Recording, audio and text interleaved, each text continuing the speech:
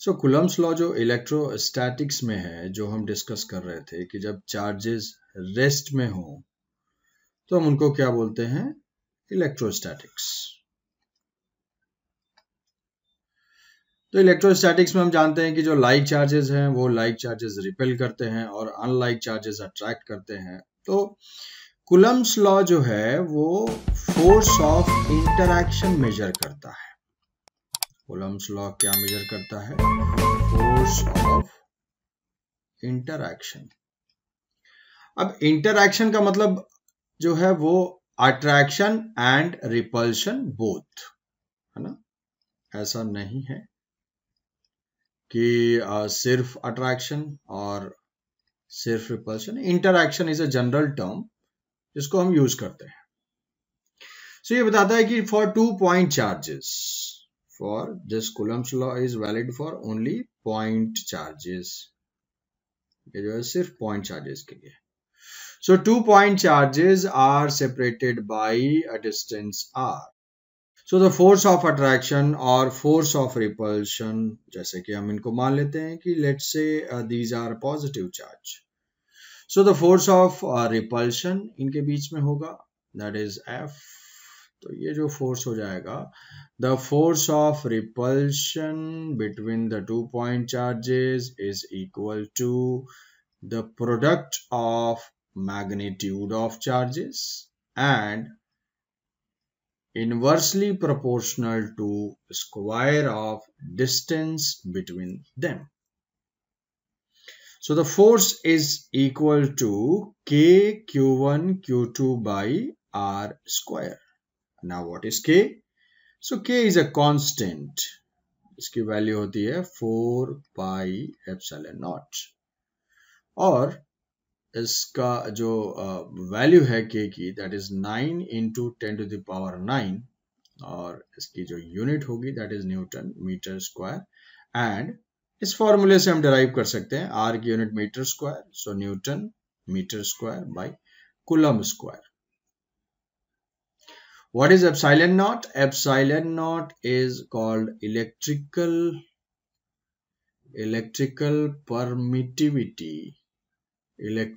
Permittivity of free space. Vacuum की जो है इलेक्ट्रिकल परमिटिविटी है, ये वैक्यूम के लिए ये इलेक्ट्रिकल परमिटिविटी है। So F is equal to K Q1 Q2 by R square. तो यहां से हम मैग्नीट्यूड केवल फॉर्म कर रहे हैं, इसीलिए ये क्या है, स्केलर फॉर्म। डायरेक्शन हम अपने कॉमन सेंस से दिखाएंगे। डायरेक्शन क्या होगी? डायरेक्शन होगा कि लाइक चार्जेस हैं वो क्या करते हैं, वो रिपेल करते हैं। अनलाइक चार्जेस क्या है? अनलाइक चार्जेस जो है वो अट्रैक्ट करते हैं। तो फोर्स का magnitude K Q1 Q2 by R square, and ये K की वैल्यू होगी 1/4 pi epsilon naught. Epsilon not जो है इलेक्ट्रिकल प्रॉपर्टी बताता है फ्री स्पेस या फिर एयर या फिर वैक्यूम दोनों के लिए। और इसकी जो एप्सिलॉन नॉट की वैल्यू होती है, epsilon naught is equal to 8.85 into 10 to the power -12, 8.85, और इसकी यूनिट हो जाएगी, क्योंकि K की यूनिट हमें नोन है, तो ये हो जाएगा coulomb square divided by newton into metre square. So ये कूलम्ब्स लॉ है, उसका मैग्नीट्यूड है, फोर्स का मैग्नीट्यूड है और फोर्स की डायरेक्शन है। इसको हम स्केलर फॉर्म बोलते हैं क्योंकि यहाँ पे डायरेक्शन हमें अपनी कॉमन सेंस से बताना है, ये इक्वेशन डायरेक्शन नहीं बताएगा। यहाँ पे हमें देखना होगा कि चार्जेस लाइक हैं या अनलाइक चार्जेस हैं। इस इक्वेशन में जो हम चार्ज का मैग्नीट्यूड पुट करेंगे वो साइन के साथ नहीं होगा, मतलब यहाँ पे केवल इन दिस फॉर्मूला हमें Q1 Q2 की जो है मैग्नीट्यूड पुट करनी है, साइन नहीं पुट करना है। विदाउट साइन, ओनली मैग्नीट्यूड इस इक्वेशन में पुट करना है, इसीलिए हम इसको क्या बोल रहे हैं, स्केलर फॉर्म। फोर्स कैलकुलेट करने के लिए हमने तो 2 पॉइंट चार्जेस के लिए देखा। अब जैसे मान लो कि कोई मल्टीपल पॉइंट चार्जेस हो, Q हो, Q1 हो, Q2 हो, Q3 हो, तो हम नेट फोर्स कैसे फाइंड करेंगे? तो नेट फोर्स जब हम फाइंड करेंगे तो तो उसके लिए ये छोटा सा फंडामेंटल प्रिंसिपल है which is called principle of superposition. तो प्रिंसिपल ऑफ सुपरपोजिशन ये बोलता है कि net force is equal to net force acting on any point charge is equal to vector summation of individual forces. Vector summation of individual forces. Individual forces के vector sum के बराबर होगा।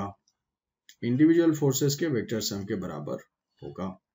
तो अगर मल्टीपल चार्जेस हैं तो हम क्या करेंगे, इंडिविजुअली फोर्सेस को डिनोट करेंगे कि ठीक है भाई Q1 कुछ फोर्स अप्लाई कर रहा है, F1 Q2 कुछ फोर्स अप्लाई कर रहा है, F2 Q3 कुछ फोर्स अप्लाई कर रहा है, F3, और इन सबको कैसे ऐड करना है, इन सबको वेक्टर वाइज ऐड करना है। That is called principle of superposition. तो मल्टीपल चार्जेस के केस में हमें फोर्स फाइंड करना है। जैसे कि हम एक एग्जाम्पल कंसीडर करते हैं कि लेट्स से कि पॉइंट चार्जेस हैं और ये पॉइंट चार्जेस इसके वर्टेक्स पे लोकेटेड हैं, Q Q Q। Equilateral triangle के वर्टेक्स पे लोकेटेड हैं। Side length of each is L। सो क्या होगा, ये जो फोर्स होगा हम फोर्स फाइंड करेंगे।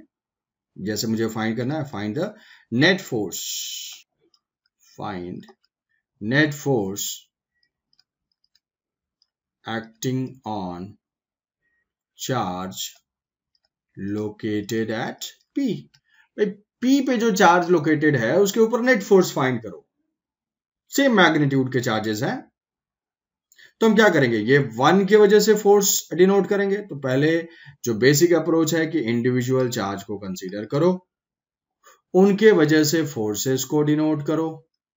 F1 ये क्या होगा, ये F2, F1 F2 के मैग्नीट्यूड क्या सेम होंगे, यस। F1 का magnitude is equal to F2 का magnitude, that is equal to K Q1 Q2 means KQ square by L square. So what is the angle between the vectors, because इन दोनों को हमें क्या करना है, वेक्टर टाइप से ऐड करना है। जब वेक्टर टाइप से ऐड करना है तो मुझे एंगल रिक्वायर्ड है। व्हाट इज एंगल, ज्योमेट्री से हम देख सकते हैं कि अगर ये इक्विलैटरल ट्रायंगल है तो ये एंगल कितना होगा, 60 डिग्री। सो जो नेट फोर्स होगा F net is equal to vector का फॉर्मूला अप्लाई करेंगे, F1 square plus F2 square plus 2F1 F2 cos 60 degree. So values put करने के बाद ये जो है वैल्यूज क्योंकि ये सेम है तो ये हो जाएगा K√3Q square by L square. और जैसा कि हम जानते हैं पैरेललोग्राम लॉ से कि जो रिजल्टेंट होगा that will be along angle bisector, this will be along angle bisector. So this is the direction of net force, this is along angle bisector, this is along angle bisector। so यहाँ पे हमने principle of superposition apply किया and Coulomb's law apply किया, उसका scalar form apply किया। Scalar form की क्या खास बात है, स्केलर फॉर्म में हम चार्ज को मैग्नीट्यूड के साथ प्लेस करते हैं। सो नेक्स्ट एप्लीकेशन हम देखते हैं। नेक्स्ट एप्लीकेशन एक प्रैक्टिकल सा बहुत ही कॉमन सा एप्लीकेशन है कि लेट्स से कि ये स्ट्रिंग है और ये स्ट्रिंग से अटैच्ड ये पॉजिटिव चार्जेस हैं और ये कॉमन पॉइंट से सस्पेंडेड है, लेंथ L है और यहाँ पे जो एंगल है वो वर्टिकल के साथ लेट्स से ये एंगल थीटा गिवन है। थीटा क्वेश्चन में है गिवन कि theta is a very small angle, theta को स्मॉल एंगल कंसीडर करना है और यहाँ से जो ये डिस्टेंस है, ये डिस्टेंस जो है वो टोटल 2x है, 2x। तो मुझे फाइंड करना है फाइंड थीटा, थीटा की वैल्यू क्या होगी अगर हम थीटा को स्मॉल कंसीडर करें। ये Q एंड M और ये भी क्या है Q and M, X given है, L गिवन है ना। थीटा फाइंड करना है, कोई भी इन गिवन पैरामीटर्स के टर्म्स में। तो अगर हम इसमें फ्री बॉडी डायग्राम देखेंगे किसी भी चार्ज पार्टिकल का, लेट्स से हम यहाँ पे अगर देखते हैं किसी भी एक चार्ज पार्टिकल को अगर कंसीडर करते हैं, तो ये जो है यहाँ से ये स्ट्रिंग से अटैच्ड है, तो ये हो जाएगा टेंशन टी। तो यहाँ पे डिनोट कर दिया, ये हो गया टेंशन टी, ये एंगल है थीटा और ये है mg एंड टेंशन। और ये एंगल्स, ये जो चार्जेस हैं ये स्प्रेड क्यों हो रहे हैं? ये स्प्रेड हो रहे हैं ड्यू टू इलेक्ट्रोस्टैटिक रिपल्शन। तो यहाँ पे एक इलेक्ट्रोस्टैटिक रिपल्शन है Fe and that is equal to kq square by r square is equal to what? 2x। तो ये हो जाएगा t cos theta, this is equal to t cos theta, और यहाँ पे हो जाएगा t sin थीटा। तो हम इक्वेशन दिखाएंगे, t sin theta is equal to kq square by 4x square and t cos theta vertical direction में, क्योंकि ये इक्विलिब्रियम है। t cos theta is equal to mg। तो अगर हम डिवाइड कर देते हैं, tan theta is equal to kq square by 4mg x square.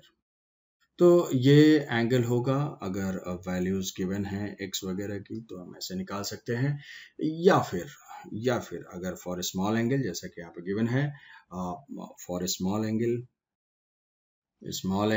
एक अप्रोक्सीमेशन है, tan theta is equal to sin theta is equal to sin theta.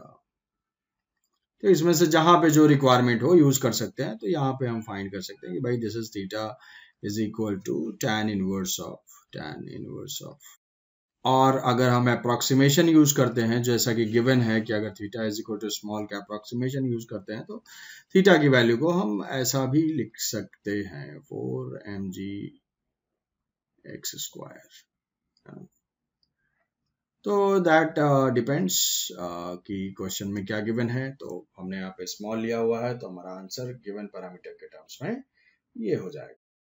तो basically एक सिचुएशन थी जहां पे कि हमने एप्लीकेशन को देखा, इक्विलिब्रियम कंडीशन को अप्लाई किया।